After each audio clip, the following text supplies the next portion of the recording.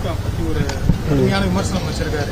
நீதி கட்சி காலத்துல இருந்து இயக்குனர் எனக்கு தெரியல, அவர் யாரு இயக்குனர் தெரியல, எனக்கு யாருன்னு தெரியல. அனைத்து ஒருவருக்கும் வணக்கம்.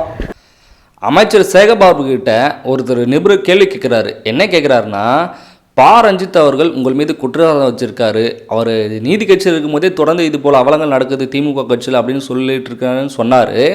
அப்போது உடனே சேகர்பாபு இது பதில் வச்சார்னா, யாருங்க சொன்னது அப்படின்னு கேட்டார். அதுக்கு நிபுணர் சொல்கிறாரு, பா ரஞ்சித் தாங்க அப்படின்னு சொல்கிறாரு. அதுக்கு அவர் என்ன சொல்கிறாருன்னா, அப்படின்னா யாரும் எனக்கு தெரியவே தெரியாது அப்படின்னு சொல்கிறாரு. அப்போது உண்மையாகவே சேகர்பாபுவுக்கு பா ரஞ்சித்னா யாருன்னு தெரியாதா? அப்படி நீங்கள் நினச்சிங்கன்னா, இப்போ சமீபத்தில் ஒரு முக்கியமான ஒரு கொள்கையை வந்து திமுக அரசு வச்சுருக்கு. அது என்னென்னா, திமுக கட்சியை யார் எதிர்த்தாலும் உடனே அது சங்கி.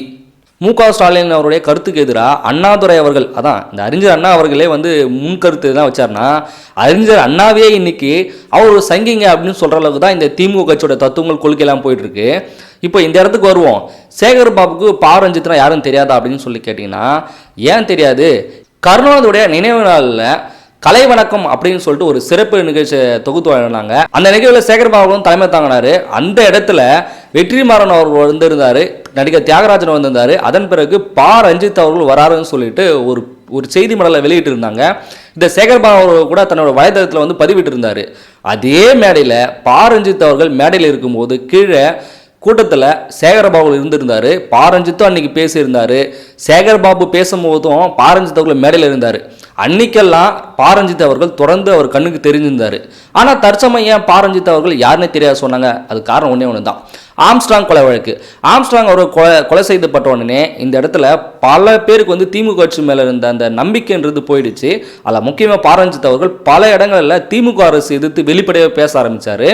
அதனால் அது வரைக்கும் திமுகவுக்கு சப்போர்ட் பண்ண வரைக்கும் கண்ணுக்கு தெரிஞ்ச பா ரஞ்சித் அவர்கள் இன்னைக்கு திமுக எதிராக போகிற ஒரே காரணத்தால் சேகர்பாபு கண்ணிலிருந்து பா ரஞ்சித் அவர்கள் மறைந்து விட்டார். அப்போ இவங்களுக்கு என்ன, திமுக கட்சியை பற்றி யாரும் பேசக்கூடாது. நாடு எக்கேடு கெட்டு சுடுகாடாக போனாலும் வாயை மூடி அமைதியாக நீங்கள் திமுக கட்சிக்கு சப்போர்ட் பண்ணிங்கன்னா நீங்கள் வந்து ஒரு சங்கி கிடையாது, நீங்கள் வந்து ஒரு நல்லவராக வந்து போற்றப்படுவீங்க. நீங்கள் திமுக அரசில் சேர்ந்த எல்லா மந்திரிக்கும் தெரியப்படுவீங்க. ஆனால் நாட்டில் உள்ள அவலங்களை கேட்டாலும், சட்ட ஒழுங்கு சரியில்லைன்னு சொன்னாலும், திமுக கட்சிக்கு எதிராக நீங்கள் போராடினாலும் கண்டிப்பாக நீங்கள் ஒரு சங்கி. அது நீங்களோ நானோ இல்லை, திமுகவை உருவாக்கிய அறிஞர் அண்ணா அவர்கள் வந்து திமுக எதிராக ஒரு கருத்தை இன்னைக்கு முன்வைத்தாலும், இல்லை மு.க. ஸ்டாலின் அவர்களுக்கு எதிராக ஒரு கருத்தை முன்வைத்தாலும் அவரும் ஒரு சங்கி தான். இது போல ஒரு பிற்போக்குத்தனமான ஒரு சிந்தனை வச்சு திமுக அரசு இன்னைக்கு முன்ன போயிட்டு இருக்கு. நாட்டில் அவ்வளோ அவலங்க தொடர்ந்து வருது. இவர் சொல்றாரு பா ரஞ்சித் யாருன்னு சொல்லிட்டு, சென்ற தடவை தூத்துக்குடியில் பல இடங்களில் மழை பெய்ஞ்சதால் அதிகமான வெள்ளப்பெருக்கு வந்தது. இந்த இடத்துல இயக்குனர் மாரி செல்வராஜ் அவர்களும் போயிட்டு பார்வையிட்டு இருந்தாங்க. யார் கூட? உதயநிதி ஸ்டாலின் அவர்களுடன் போய் சென்று பார்வையிட்டார்.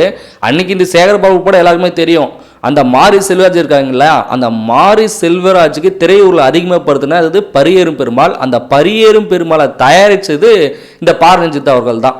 அப்போது மாரி செல்வராஜ் தெரியுது, மாரி செல்வராஜ் திரையுருவத்தில் கொடுத்த பா ரஞ்சித் உங்கள் கண்ணுக்கு தெரியல. ஏன்னா மாரி செல்வராஜ் உதயநிதி ஸ்டாலினோட ஒரு நெருக்கத்தில் உள்ளார், அதனால் உங்களுக்கு கண்ணுக்கு தெரியும். இன்னைக்கு பா ரஞ்சித் அவர்கள் உங்களுக்கு எதிராக பேசுகிற ஒரே காரணத்தால் அவர் யாருன்னு சொல்லிட்டு சேகர்பாபுக்கு தெரியலையா? இதெல்லாம் என்ன சொல்கிறது? இவர் ஒரு மிகப்பெரிய அமைச்சர், ஒரு மிகப்பெரிய பொறுப்பில் இருக்கார், திமுகவில் ஒரு முக்கிய புள்ளியாகவும் இருக்கார்.